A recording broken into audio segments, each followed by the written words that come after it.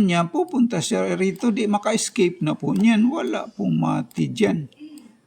Sige nga, kayo nga. Sino mag-volunteer sa inyo niyan? Mag-solve ng 2 move cheese puzzle kagaya nito.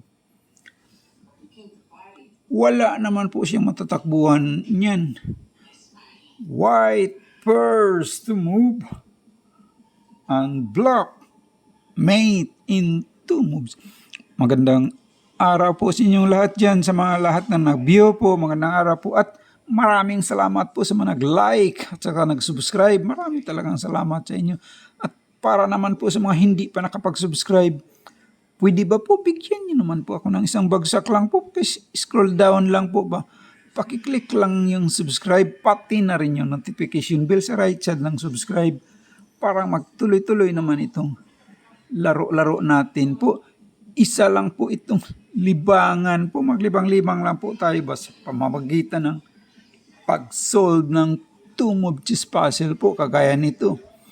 Ngayon, ipapakita ko sa inyo itong napakalupit na 2 move cheese puzzle po. Sa dalawang malikhain na galaw ng white ay mamatihin na itong king na black. Hindi naman po siya wala na po siyang matatakbuhan dyan. Dito sa kabilaan, mayroon namang bishop. Dito naman mayroong knight. Dito naman mayroong pawn. Kapag i-move niya to, hindi pwede dahil mayroong queen. Ganyan po siya. Ang direction ng white, pa-forward po, pa ganyan. Direction ng black, papunta rito. White first to move and block mate in 2 moves. Ari pong mag-check itong kanyang bishop, check. Makain lang po ng kanyang king. Pag ganyan, nasaan na yung check or mate dyan? Wala na ring mati po niyan.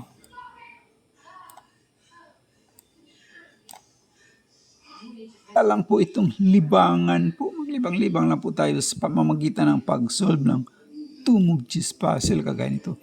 Ang tama palang kasagutan dyan po ay king c4. That is the right move. Kapag nag-check naman siya dito, mamate siya by queen. Kainin lang itong rook ng kanyang king. Kapag mag-move naman siya rito, ang kanyang rook, mamate man siya dan by queen. Dito siya mag-check.